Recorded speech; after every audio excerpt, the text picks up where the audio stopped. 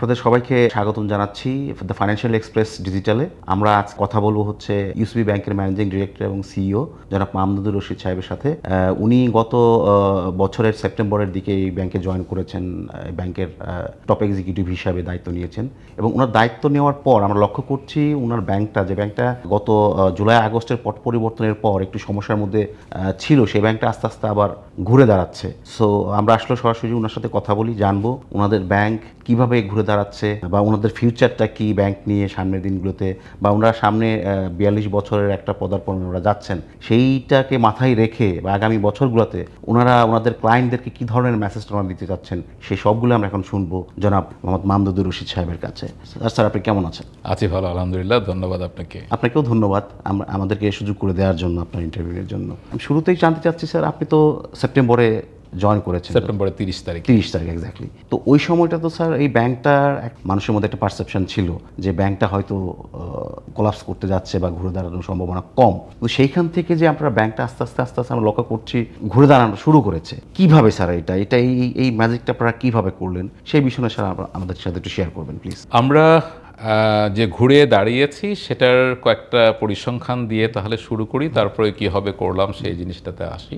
প্রথমেই আসি আমাদের ডিপোজিট গ্রোথটা নিয়ে। আমরা 2024 সালে আমাদের সারা বছরের ডিপোজিট গ্রোথ ছিল 4,000 কোটি টাকা। আমরা এবছর একটি লক্ষ্যমাত্রা স্থাপন করেছিলাম যে আমরা এবছর 12,000 কোটি টাকা নেট ডিপোজিট গ্রোথ করব। জুন মাস প্রায় শেষ হতে চলেছে। ইনফ্যাক্ট গতকালকের পরিসংখ্যান অনুযায়ী আমাদের নেট গ্রোথ হয়েছে 6,400 কোটি টাকার কাছাকাছি। তো সেই রান রেটে আমি বলবো যে আমাদের এটা এখন খুবই আশাবাদী আমরা যে বছরে 12,000 কোটি টাকার আমরা নেট গ্রোথ করতে পারবো ডিপোজিট সাইডে। আমাদের অ্যাকাউন্ট সংখ্যা যেটা 2024 সালের ডিসেম্বর পর্যন্ত প্রায় 41.5 বছরে আমাদের সংখ্যাটি ছিল 22 লক্ষ। আমরা এই 6 মাসেই ইতিমধ্যে আমরা 3 লক্ষ নতুন কাস্টমার বা নতুন অ্যাকাউন্ট আমাদের সঙ্গে সংযোজন করতে পেরেছি, তো যেটা প্রায় 14%-এর কাছাকাছি। তো এই 6 মাসে 14% ইনক্রিজ করেছে on a base that was created in 41.5 years. So এগুলো আমি বলবো যে আমাদের যে আমরা সফলভাবে ঘুরে দাঁড়াতে সক্ষম হয়েছি, কাস্টমারদের আস্থার জায়গাটা যে ফিরে এসছে সেটার কারণে। আমি যখন এটার দায়িত্ব গ্রহণ করি তখন আমাদের ক্যাশ শর্টফল ছিল। ইনফ্যাক্ট আমাদের সিআরআর রিকোয়ারমেন্ট যেটা থাকে সেখানে শর্টফল ছিল প্রায় 1,000 কোটি টাকার কাছাকাছি। তো শুরুতেই 2-1টা ডিপোজিট ক্যাম্পেইন আমি করেছিলাম। ইনফ্যাক্ট প্রথম 4 ওয়ার্কিং ডেতে আমরা 228 কোটি টাকার একটা লক্ষ্যমাত্রা নিয়ে, তখন আমাদের ব্রাঞ্চ সংখ্যা ছিল 228টি। আচ্ছা। তো 228 কোটি টাকার লক্ষ্যমাত্রা স্থির করে আমরা 4 দিনে 409 কোটি টাকা ডিপোজিট সংগ্রহ করেছিলাম। তো সেটাই আমাকে একটি আস্থা দিয়েছিল যে আমাদের যে রিটেইল কাস্টমার যারা আছে, এসএমই কাস্টমার যারা আছে, তাদের আস্থার সংকট কখনো তৈরি হয় নাই। আমাদের ডিপোজিট যেটা বেরিয়ে গেছিল সেটা মূলত লার্জ কর্পোরেট ডিপোজিট যেগুলো ছিল সেগুলো। তো আমরা একটা জিনিস নিশ্চিত করেছিলাম যে আমাদের এখানে যেন কোনো গ্রাহক তার ডিপোজিট উইথড্র করতে এসে ফেরত না যায়, সেটা আমাদের কাউন্টারে হোক, আমাদের এটিএমে হোক অথবা ক্লিয়ারিং চেকের মাধ্যমে হোক। ইনফ্যাক্ট এটিএমগুলোতে আমরা সবসময় ওপেন রেখেছিলাম, ইভেন অন্য ব্যাংকের কাস্টমাররা এসেও আমাদের এটিএম থেকে টাকা উইথড্র করতে পেরেছেন। ইভেন ঈদের সময়ে যখন অনেক ব্যাংকই কিছুটা অসুবিধার মধ্যে পেরেছে লম্বা ছুটিতে টাকা সাপ্লাই করতে, আমাদের এটিএম থেকে গ্রাহকরা টাকা সংগ্রহ করতে পেরেছিলেন। শুধু আমাদের গ্রাহক না, অন্য গ্রাহকরাও। তো এইভাবেই আমরা গ্র্যাজুয়ালি কাস্টমারদের বা গ্রাহকদের আস্থাটা ফিরিয়ে নিয়ে আসি। আমাদের এই গত অগাস্টের পরে যে আমাদের সহকর্মীদের মধ্যেও যে এক ধরনের ভয় ভীতির সঞ্চার হয়েছিল, সেটাকেও যাতে তারা বেরিয়ে আসতে পারে এবং তাদের নেগেটিভ এনার্জিটা যাতে পজিটিভ এনার্জিতে পরিণত হয়, সেই কারণে আমরা গত বছরের 3 মাস অলমোস্ট প্রতি সপ্তাহে আমি ডিজিটালি পুরো ব্যাংকের আমাদের এমপ্লয়ীদের সঙ্গে কথাবার্তা বলতাম, আমাদের পরিকল্পনাগুলো জানাতাম, আমরা আমাদের লক্ষ্যমাত্রাগুলো জানাতাম এবং কীভাবে কাজ করব, কোথায় অসুবিধা হচ্ছে সেই জিনিসগুলো আমরা জানার চেষ্টা করতাম। একইভাবে আমাদের যে পজিটিভ যে জিনিসগুলো আছে, এবছর দেখবেন যে আমরা প্রতি মাসেই আমাদের যে নতুন পজিটিভ নিউজগুলো হচ্ছে সেই নিউজগুলো নিয়ে আমরা পত্রপত্রিকায় যাচ্ছি, সবাইকে জানাচ্ছি যে আমরা কীভাবে ঘুরে দাঁড়িয়েছি এবং এই প্রতি মাসে একবার করে আমাদের প্রেজেন্সের মাধ্যমে এই সাফল্যের গল্পগুলো সবাই জানতে পাচ্ছেন এবং আমরা আমাদের বেটার পারফরমেন্সগুলো সবার সামনে তুলে ধরতে পারছি। স্যার আপনি তো স্যার যখন সেপ্টেম্বরের 30 তারিখে যখন জয়েন করলেন ব্যাংকটাতে, what was on you back of your mind যে আসলে আমরা একটা ব্যাংক থেকে এমন একটা ব্যাংকে আপনি দায়িত্বটা নিচ্ছেন যে ব্যাংকটা আসলে খুব স্ট্রাগলিংয়ের মধ্য দিয়ে যাচ্ছে, একটা খারাপ সময়ের মধ্য দিয়ে যাচ্ছে, তো ওই সময়টাতে আপনি কেন ভাবলেন যে না দিস ইজ দ্য টাইম যে আপনার এখানে জয়েন করা উচিত, বা আপনার কি কাজ করছিল আপনার মস্তিষ্কে? ভালো জিনিসকে আর একটু ভালো করার আনন্দের চেয়ে সমস্যাগ্রস্ত কোনো কিছুকে ভালোতে পরিণত করার আনন্দ কিন্তু অনেক বেশি। এতে খাটনি আছে কিন্তু প্রাপ্তির আনন্দটা অনেক বেশি। সো তখন যে ইস্যুগুলো আমার মাথার মধ্যে ছিল যে কি কি আমাকে অ্যাড্রেস করতে হতে পারে, তার মধ্যে একটা ছিল হচ্ছে আপনি যেটা শুরুতেই বলেছিলাম যে লিকুইডিটি প্রবলেম বা তারল্যের সংকট। ইনফ্যাক্ট আমি বাংলাদেশ ব্যাংকে সাধুবাদ জানাই যে ওই সময় বাংলাদেশ ব্যাংক আপনার অনেক ব্যাংকের তারল্য সংকটকে সমাধান করার জন্যে ওনার একটা গ্যারান্টি স্কিম দিয়েছিলেন। কিন্তু আমরা ইউসিবি ব্যাংক থেকে কখনো সেই গ্যারান্টি স্কিমটা আমাদেরকে নিতে হয় নাই বা আমরা নেই নাই। আমরা চেয়েছিলাম আমাদের নিজস্ব সক্ষমতা থেকে সেই তারল্য সংকটটা কাটিয়ে উঠব, এবং আমি যেটা বললাম যে আমাদের নিজেদের সক্ষমতা বাড়িয়ে এমপ্লয়ীদেরকে উদ্বুদ্ধ করে কাস্টমারদেরকে সার্ভিসের মাধ্যমে, মানে কাস্টমারের আস্থাটা কিন্তু ফেরত আসে তাদের প্রয়োজনটা যদি দেখে যে তারা একটা ব্যাংক থেকে সময় মতো মিটছে এবং তাদের পেমেন্ট কখনো ফিরছে না, সেটা লোকাল কারেন্সিতেই হোক অথবা ফরেন কারেন্সিতেই হোক। তো সেটা যখন তৈরি হয় তখন আস্থাটা ফিরে আসে। সেই আস্থাটা ফিরিয়ে নিয়ে আসার মাধ্যমে আমরা তারল্য সংকটটাকে কাটিয়ে উঠতে পেরেছি। আমাদের এবছরের যে আমি বললাম যে প্রায় 6,500 কোটি টাকার নেট গ্রোথ হতে যাচ্ছে বাই এন্ড অফ জুন, এর মধ্যে কিন্তু অলমোস্ট 80% হচ্ছে এসএমই এবং রিটেল এবং 70% হচ্ছে অনলি রিটেল। সো এগুলো হচ্ছে সব গ্র্যানুলার ডিপোজিট, যে ডিপোজিটগুলো আপনার ভেরি স্টেবল। কর্পোরেট ডিপোজিট সবসময় আপনার very rate sensitive, very volatile. হ্যাঁ, তো আমাদের এই গ্রোথটা হয়েছে মূলত আপনার রিটেল এবং এসএমই ডিপোজিট থেকে, সেগুলো থাকছে। আরেকটি কনসার্নের জায়গা ছিল যে আমাদের যখন এনপিএল বাড়বে সেটা আমি ধারণা করেছিলাম যে এনপিএল বাড়বেই, এবং যেটা বেড়েছে আপনারা দেখেছেন আমাদের ডিসেম্বরের নাম্বার যেটা আমরা পাবলিশ করেছি, আমাদের 2023 সালের এনপিএল ছিল 6.8% মতো, যেটা বেড়ে দাঁড়িয়েছে 14.9%। সুতরাং প্রভিশন রিকোয়ারমেন্ট বাড়বে সেটা একটা কনসার্ন ছিল। আমাদের ক্যাপিটাল কিভাবে আমরা বাড়াবো সেটা একটা কনসার্ন ছিল, যে এই কাজগুলো আমাদেরকে করতে হবে, এবং আমাদের লোন পোর্টফোলিও দ্য কোয়ালিটিটা আমরা কীভাবে ইমপ্রুভ করব সেটা আর একটা কনসার্ন ছিল। প্রথমেই আমরা ফোকাস করেছি একদিকে, যেমন আমি বলেছি যে তারল্যর জায়গাটাকে আমরা ইমপ্রুভ করার চেষ্টা করেছি, যেটা যে কোনো একটা ব্যাংকের গ্রাহকদের আস্থার দিক থেকে বলেন, ব্যাংকের অপারেশনের দিক থেকে বলেন, একটা অত্যন্ত ইম্পর্ট্যান্ট একটি বিষয়। লোন কোয়ালিটিকে ইমপ্রুভ করার জন্য আমরা রিকভারি সাইডে অনেক স্ট্রেস দিয়েছি, অনেক এখানে মনোযোগ দিয়েছি আমি বলবো।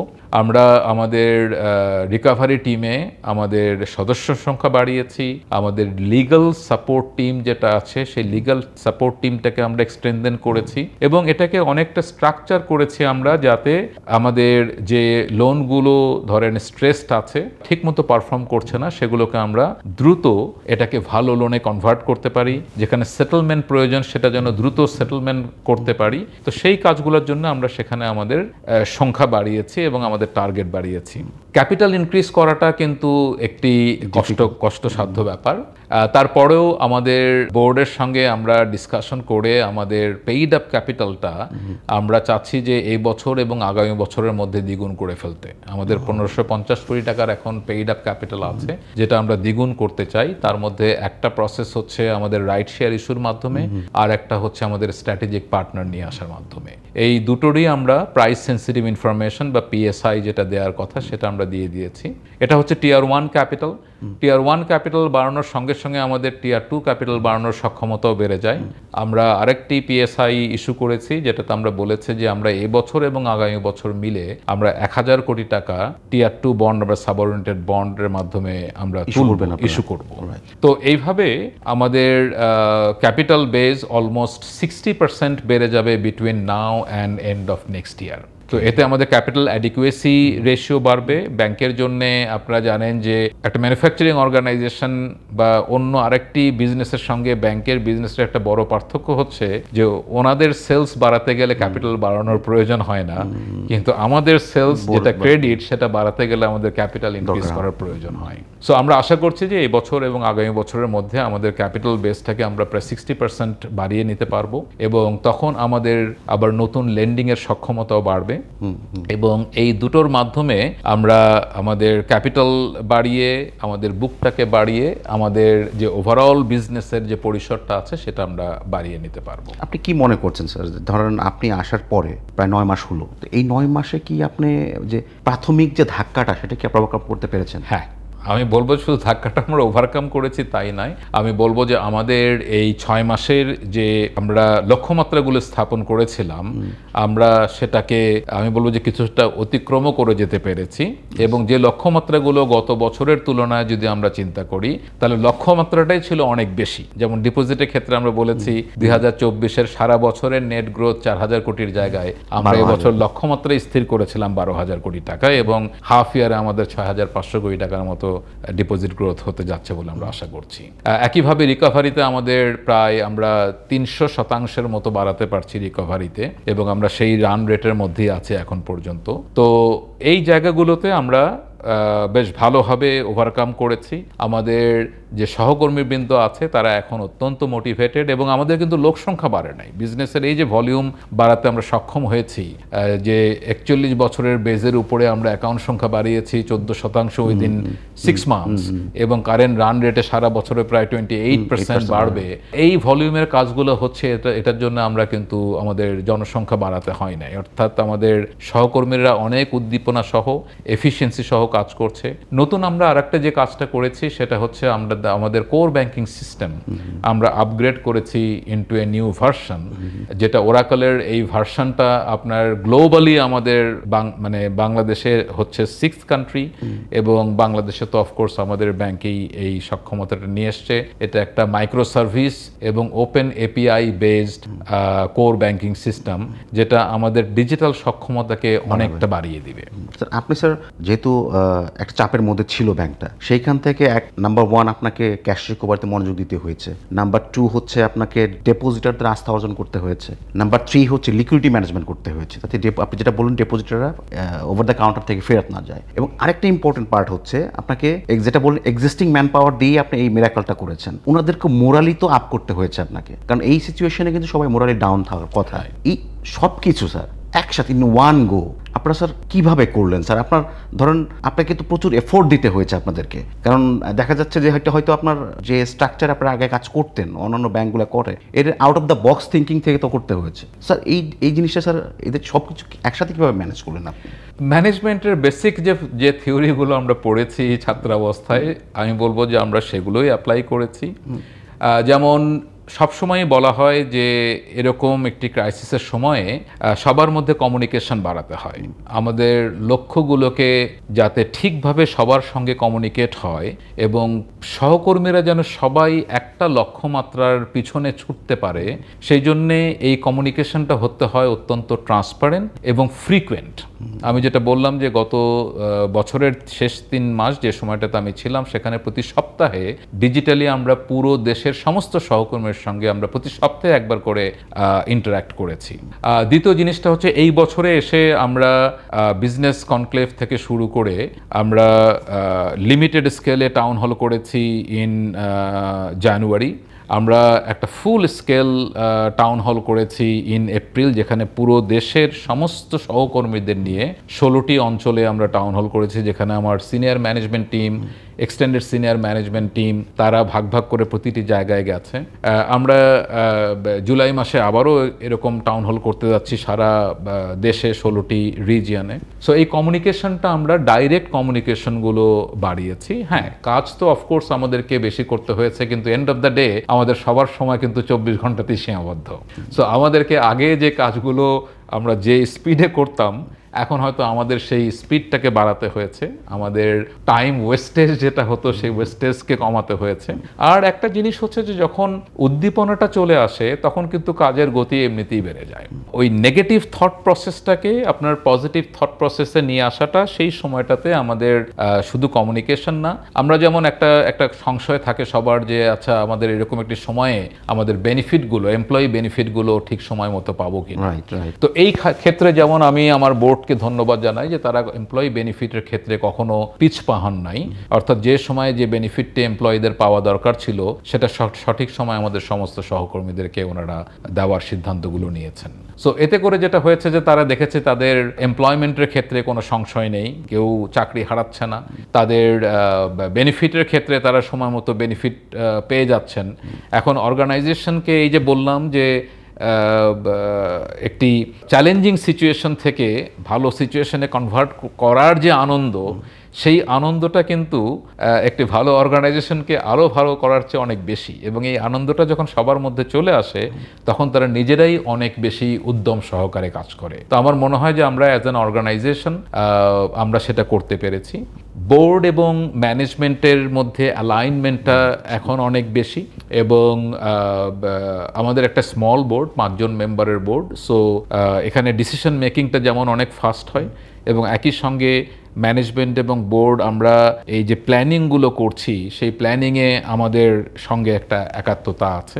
প্লাস এই বছর যেমন বোর্ড ডিভিডেন্ড না দেওয়ার সিদ্ধান্ত নিয়েছিলেন, যে আমাদের যে অপারেটিং ইনকামগুলো হয়েছে সেটা দিয়ে আমরা প্রভিশন করব যাতে আমাদের প্রভিশন শর্টফলটা দ্রুত কাভার হতে পারে। তো এই সময়টুকুতে তারা ডিভিডেন্ড স্যাক্রিফাইস করেছেন, যেটাও আমি বলবো যে for the book and for the health of the organisation is great. একই সঙ্গে আমরা ধরেন আমাদের যে ওভারসিজ করেসপন্ডেন্ট ব্যাঙ্কগুলো আছে যাদের ক্রেডিট লাইনের মাধ্যমে আমরা আমাদের ইন্টারন্যাশনাল বিজনেসগুলোকে প্রসেস করি, আমরা সারা দেশের যে ইন্টারন্যাশনাল বিজনেস হয় এক্সপোর্ট ইম্পোর্ট তার 7% আমরা প্রসেস করি। তো এটা কিন্তু একটা বিশাল নাম্বার, স্ট্রেংথ।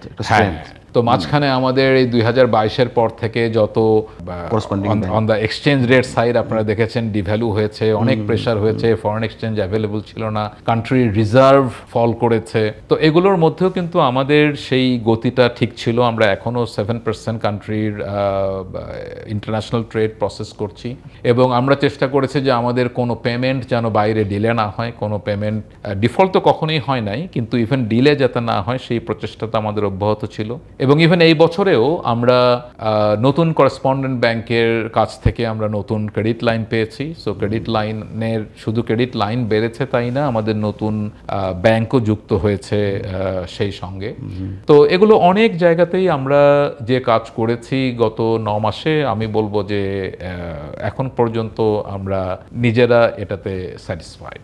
আপনি বললেন যে আপনার শুধুমাত্র ডোমেস্টিক ক্লায়েন্টের জন্য না, আপনার ওভারসিজ ক্লায়েন্টের জন্য আপনাদেরকে কাজ করতে হয়েছে। যখন আপনি জয়েন করলেন তখন করেসপন্ডেন্ট ব্যাংকগুলোর যে লিমিটটা ছিল, ক্রেডিট লাইনের লিমিটটা ছিল, এটা কি স্যার তখন একটা টাইটের মধ্যে ছিল নাকি সাসপেনশনের মধ্যেই ছিল? গত অগাস্টের পরে দেশের যে রাজনৈতিক এবং আর্থসামাজিক প্রেক্ষাপট যেটা ছিল সেই প্রেক্ষাপটে অনেকেই যারা এতদিন বাংলাদেশে তাদের ক্রেডিট লাইন দিয়ে এসেছিলেন সেই লাইনগুলোকে অনেকে স্টপ করেছিলেন, অনেকে বন্ধ করেছিলেন।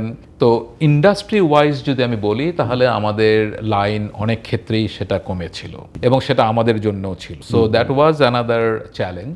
তো আমরা যখন তাদের সঙ্গে বিভিন্ন সময়ে কথা বলেছি, তারা দেখেছেন আমাদের এখানে কি চেঞ্জ হয়েছে, ম্যানেজমেন্টে চেঞ্জ হয়েছে, বোর্ডে চেঞ্জ হয়েছে, তারা আমাদের পরিকল্পনাগুলো জানতে চেয়েছেন। এই কারণে তো আপনাদের ভিজিটও করতে হয়েছে নিশ্চয়ই। আমাদেরকে ভিজিটও করতে হয়েছে আমরা বিভিন্ন সময় আমাদের করেসপন্ডেন্ট ব্যাংকের সঙ্গে, বাট মূল কমিউনিকেশনগুলো আমরা এখন যেহেতু ভার্চুয়াল কমিউনিকেশন ভেরি ইজি, সেই জায়গাটাতে আমরা সবসময় ব্যবহার করেছি যে ভার্চুয়াল মোডে আমরা কমিউনিকেট করেছি তাদের সঙ্গে। বাট তারা যেটা জানতে চেয়েছেন আমাদের কাছে যে এই সময়ে আমরা লিকুইডিটি কিভাবে ম্যানেজ করব, আমাদের ভবিষ্যৎ পরিকল্পনাগুলো কি, আমাদের যেমন এই ক্রেডিট লাইনগুলো দেওয়ার সময় ক্যাপিটাল অ্যাডিকুয়েসি এবং লোন পোর্টফোলিওর কন্ডিশনগুলো, অ্যাসেট কোয়ালিটি নিয়ে তাদের অনেক প্রশ্ন থাকে। তো সেই জায়গাগুলোতে আমাদের পরিকল্পনাগুলো জানাতে হয়েছে, এবং তারা যখন এসে কয়েক মাস পরে ডেভেলপমেন্টগুলো দেখা শুরু করেছেন তখন আবার তাদের লাইনগুলো আমরা ফেরত পেয়েছি, নতুন ব্যাংক যুক্ত হয়েছে। তো এগুলোর মাধ্যমে আমাদের ইন্টারন্যাশনাল ট্র্যাডিশনাল বিজনেস যেটা আছে সেখানেও আমাদের গ্রোথটা অব্যাহত আছে। আপনাদের এখন নেক্সট প্ল্যানটা আসলে কি? আমি যদি আপনাকে বলি যে ধরেন আগামী 1 বছর 2 বছর, আপনারা যেটা বলেছেন আপনি শুরুতেই যে আপনারা টার্গেট সেন্ট্রিক একটা আপনারা প্ল্যান নিয়ে আগাচ্ছেন, রাইট। তো আমি যদি 1 বছর 2 বছর বা কিংবা 3 বছর এই সময়টার মধ্যে আপনারা যে ধরনের একটা চাপের মধ্যে ছিলেন বা যে ব্যাংকিং অপারেশন একটা ডিস্টারবেন্স তৈরি হয়েছিল, এটা কতটুকু আপনারা ওভারকাম করতে পারবেন? আপনি কি কমপ্লিটলি ব্যাংকটাকে আবার সেই আগের স্টেজ যখন কারণ এটা তো প্রথম প্রজন্মের ব্যাংক, যে ব্যাংকটা খুবই নেটওয়ার্কটা খুবই স্ট্রং, 42 বছরে পা 42 দিচ্ছে, বছরে পা সুতরাং দিচ্ছেন। এটা প্রথম প্রজন্মের ব্যাংক। এখন স্যার আপনার প্ল্যানটা কি আগামী 2-3 বছরকে যে আমি বলি যে এই সময়টাতে ব্যাংককে কোথায় দেখতে চাচ্ছেন বা আপনারা যেভাবে কাজ করছেন সেটা আপনাকে কোথায় নিয়ে যেতে আপনারা আশাবাদী হচ্ছেন যেখানে আমরা যেতে পারবো? আমাদের ব্যাংকটা বাই বিজনেস ভলিউম এখন কিন্তু প্রাইভেট ব্যাংকগুলোর মধ্যে অলরেডি প্রথম সারির ব্যাংক আছে in terms of business volume.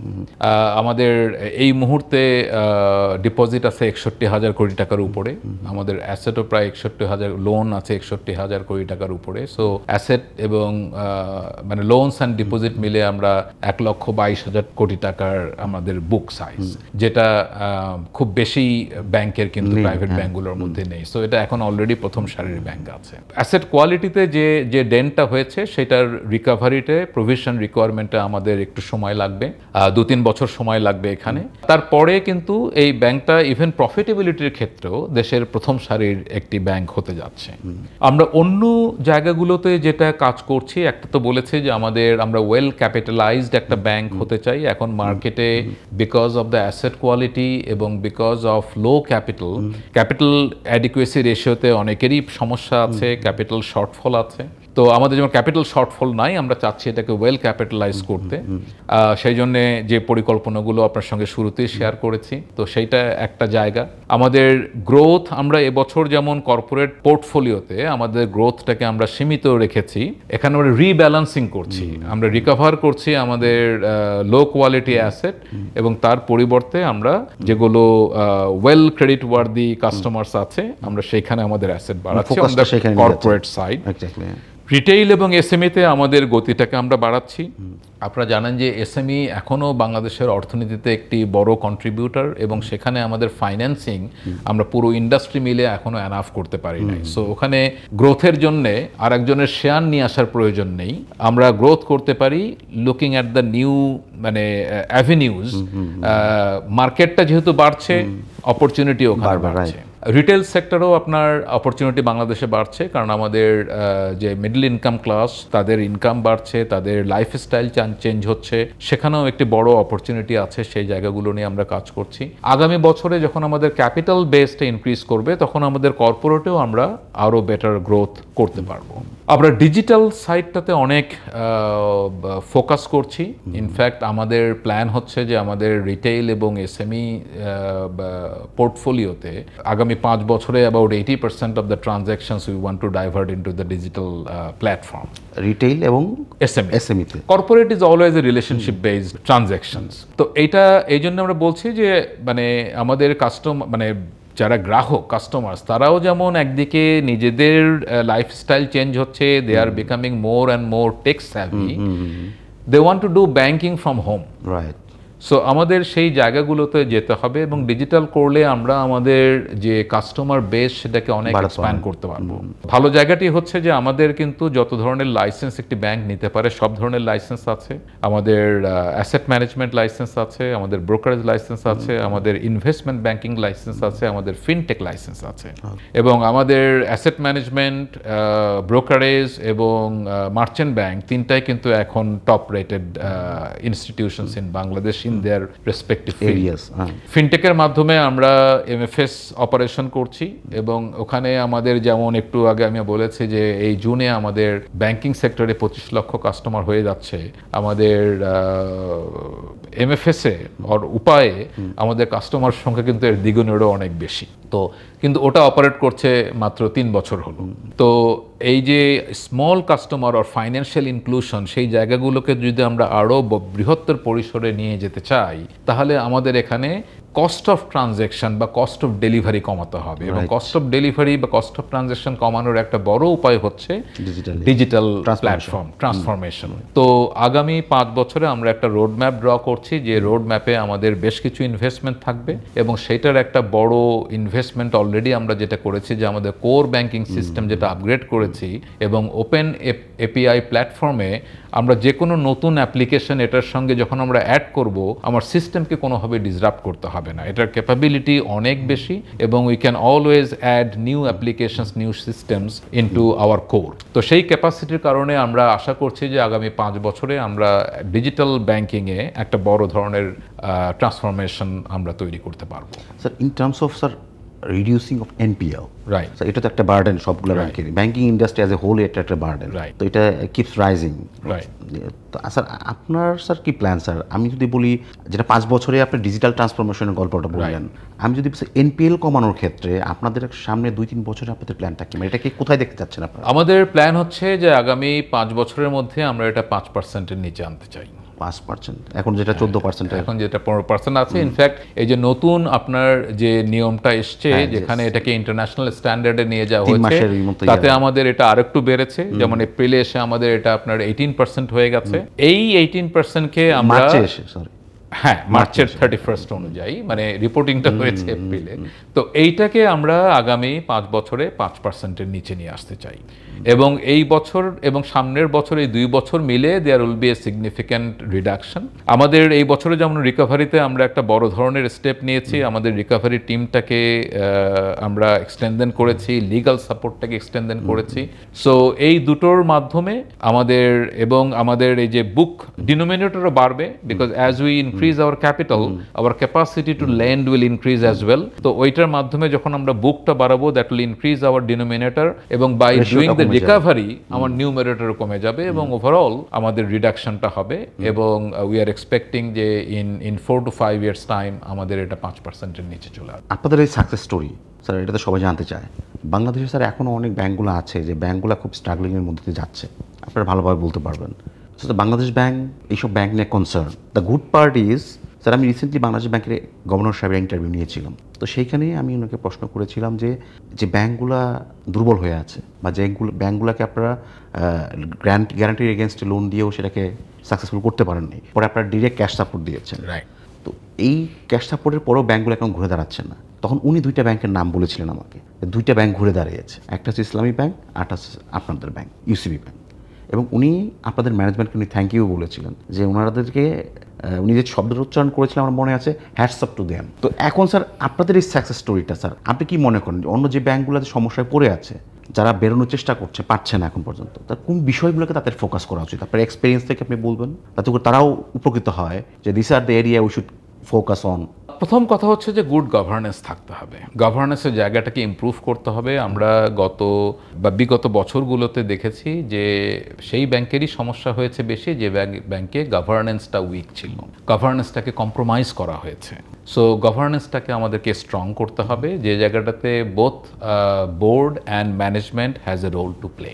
দ্বিতীয়ত জিনিস হচ্ছে যে আমাদের প্রতিটি ব্যাংকের কিন্তু চ্যালেঞ্জগুলো কিছুটা হলেও ডিফারেন্ট, এটা সবারটা এক্স্যাক্টলি একরকম হবে না, বাট হয়তো কমন কিছু প্রবলেম আছে। যারা এখন সমস্যায় ভুগছেন তাদের তারল্য সমস্যা আছে, ক্যাপিটাল সমস্যা আছে, এবং এনপিএল সমস্যা আছে। তো এই জায়গাগুলোতে এগুলোকে ম্যানেজ করার জন্যে তাদের মতো করে তাদের নিজস্ব প্ল্যানিং একটা করতে হবে। বাট বড় একটা জিনিস হচ্ছে যে গুড ম্যানেজমেন্ট প্র্যাকটিস, একদিকে যেমন বললাম গভর্নেন্স, অন্যদিকে হচ্ছে ম্যানেজমেন্ট প্র্যাকটিস। এই ম্যানেজমেন্ট প্র্যাকটিসগুলো যদি বজায় রাখা যায় তাহলে এগুলো আস্তে আস্তে বেটার হবে। এমপ্লয়িজরা হচ্ছে যে কোনো একটি ব্যাংকের জন্য আমরা কোর ব্যাংকিং সিস্টেম বলি, অ্যাপ্লিকেশন বলি, বিল্ডিং বলি, ব্রাঞ্চেস বলি, কোর হচ্ছে আমাদের সহকর্মী, আমাদের যারা পিপল, এমপ্লয়িজ।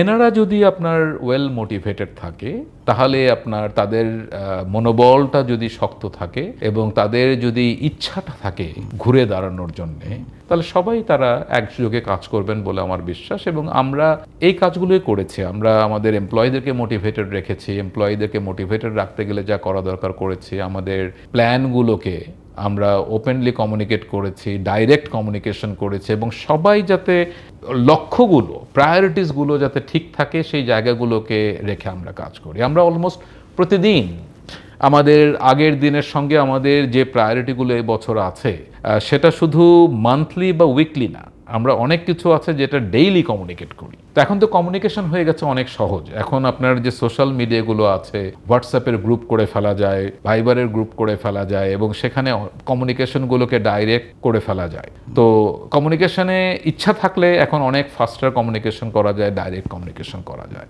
সো ওভারঅল যদি বলি, একটা গভর্নেন্সের সাইড, ম্যানেজমেন্ট প্র্যাকটিসের সাইড, এমপ্লয়ি মোটিভেশনের পার্ট একটা আছে এবং এমপ্লয়ীদেরকে একটা উদ্যমের মধ্যে রাখা, উজ্জীবিত করে রাখা, যাতে তারা সবাই একটা লক্ষ্যে কাজ করে। এই কাজগুলো করলে আমার ধারণা যে সবাই তাদের বেটার রেজাল্টগুলো পাবেন এবং ঘুরে দাঁড়ানোর প্রক্রিয়াটা শুরু হবে। স্যার, আপনি শুরুতে একটা বলেছিলেন যে আপনাদের মেইন, প্রথমে যখন দায়িত্ব গ্রহণ করলেন, আপনাদের মেইন একটা উদ্দেশ্য ছিল যাতে করে কেউ কাউন্টার থেকে টাকা না নিয়ে ফেরত না যায়। রাইট।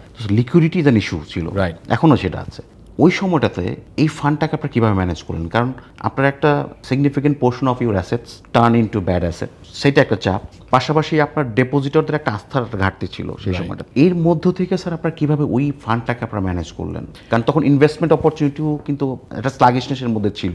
প্রাইভেট সেক্টর ক্রেডিট বলেন, সেটা ডাউনওয়ার্ডে ছিল, এখনও আছে। তারপরে হচ্ছে আপনার অন্যান্য যে এভিনিউজগুলো ছিল, এই যে পট পরিবর্তনের পর একটা পলিটিক্যাল আনসার্টেনিটির মধ্যে যেটা হয়, ব্যবসায়ীরা আস্থা পায় না ব্যবসা করতে। তো এই ইনভেস্টমেন্ট অপরচুনিটি শ্রিঙ্কিংয়ের মধ্যে এটা আপনারা কীভাবে ম্যানেজ করলেন? এটা আমি বলবো যে কিছুটা সাহসের সঙ্গেও কাজ করা। কারণ আমরা অনেক সময় মনে করি যে আমি যদি আজকে ডিপোজিট ছেড়ে দেই, আরও তো ডিপোজিট চলে গেল। কিন্তু কাস্টমারের দিক থেকে যদি আপনি পয়েন্টটা চিন্তা করেন যে ক্যাশ ট্রানজ্যাকশন কিন্তু ওভারঅল যে ফাইন্যান্সিয়াল ট্রানজ্যাকশনের কিন্তু it's only small part. So এটিএমে ক্যাশ রাখা বা আমার কাউন্টারে ক্যাশ রাখা, that is not a big challenge. এই ক্যাশের পরিমাণটা কম, কিন্তু আপনার তো ডিপোজিট চলে যেতে পারে not only through cash, RTGS এর মাধ্যমে চলে যেতে পারে, চেক ট্রান্সফারের মাধ্যমে, ক্লিয়ারিং এর মাধ্যমে চলে যেতে পারে। তো আমরা মনে হয় সাহসের সঙ্গে ওইটুকু সাহস নিয়েছিলাম যে আমরা কাউকে ফেরত দিব না। এটার জন্য যদি আমাদের সেন্ট্রাল ব্যাংক থেকে কোনো স্পেশাল লিকুইডিটি সাপোর্টের প্রয়োজন হয়, সেই ক্ষেত্রে আমরা শেষ পর্যন্ত হয়তো ওখানে যাব, কিন্তু কোনো কাস্টমারকে আমরা আমাদের শুরুতে মনে হয় আপনারা একটা সাপোর্ট পেয়েছিলেন। আমরা কোনো সাপোর্ট নেই না, পাইনি না, এটা অ্যাভেলেবল ছিল, গ্যারান্টি সাপোর্ট অ্যাভেলেবল ছিল। আমরা কোনো guarantee support, direct cash support, Bangladesh ব্যাংকের ডিরেক্ট ক্যাশ সাপোর্ট বলতে আমাদের রেপো, রিভার্স রেপোর মাধ্যমে আমরা যে কাজগুলো করি, ব্যাংকিং ট্রানজাকশন করি, সেটা আমরা অপারেশনে রেখেছি, বাট এটার বাইরে কোনো সাপোর্ট আমরা নাই। কিন্তু আমরা যেটা চেষ্টা করেছি যে একদম শুরুতেই সেই কনফিডেন্সটাই দিয়ে দেওয়া যে এখানে ফাইন্যান্সিয়াল ইয়েতে যে ডেন্ট হয়েছে বা অ্যাসেট কোয়ালিটিতে যে ডেন্ট হয়েছে, সেটার জন্যে আমাদের লিকুইডিটিতে অ্যাকচুয়ালি কোনো সমস্যা হয় নাই। তো সেইটা আমরা কাস্টমারদেরকে ওই ফিলটাই দিতে পেরেছি by not refusing any customer either from our counter or from our ATM or by clearing. হ্যাঁ, তো এই কারণে খুব দ্রুততম সময়ের মধ্যেই আপনার আবার সেই আস্থাটা আমি বলবো ফিরে এসছে, এবং যে কারণে আপনারা দেখছেন যে এই বছরে আমাদের যে ডিপোজিট গ্রোথ, এটা ইভেন মানে গত যে সময়টাকে আমরা নর্মাল সময় বলি তার চেয়ে খুবই সারপ্রাইজিং। ইভেন অনেক ভালো ব্যাংকও এখন ডিপোজিট পোর্টফোলিও বাড়ানোর জন্য স্ট্রাগল করছে।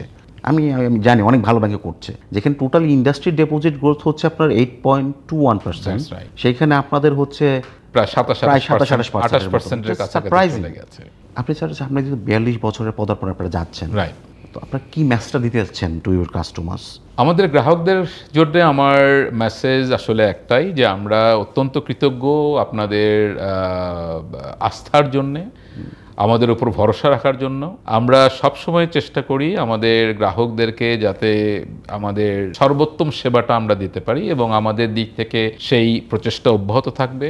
আমাদের ইচ্ছাটা হচ্ছে যে আমাদের গ্রাহকদেরকে আমরা সেবাটা যেটা দেই, সেটা যাতে দ্রুততম সময়ে আমরা দিতে পারি, আমরা সবচেয়ে কম খরচে দিতে পারি, যাতে সেই বেনিফিটটা তাদের কাছে আমরা পাস করতে পারি, এবং যাতে মোস্ট কনভেনিয়েন্ট ওয়েতে আমরা তাদেরকে সেই সেবাটা দিতে পারি। সেই প্রচেষ্টাটা আমাদের দিক থেকে অব্যাহত থাকবে, এবং আমরা আসলেই আমাদের গ্রাহকদের সঙ্গে এই 42 বছরের পথ চলায় আমরা তাদেরকে আমাদের সঙ্গে পেয়েছি।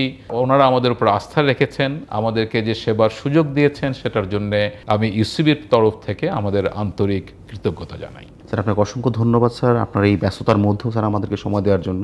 সো আপনাদেরকেও ধন্যবাদ আমাদের সাথে থাকার জন্য। আমরা কথা বললাম হচ্ছে ইউসিবি ব্যাংকের ম্যানেজিং ডিরেক্টর অ্যান্ড সিইও সাহেবের সাথে। আজকে আমরা এখানেই শেষ করছি। পরবর্তী সময় হয়তো আমরা অন্য কোনো অতিথিকে নিয়ে আপনাদের সাথে হাজির হব। সেই পর্যন্ত আপনারা সবাই ভালো থাকবেন, সুস্থ থাকবেন, ফাইন্যান্সিয়াল এক্সপ্রেস ডিজিটালের সাথেই থাকবেন। অসংখ্য ধন্যবাদ।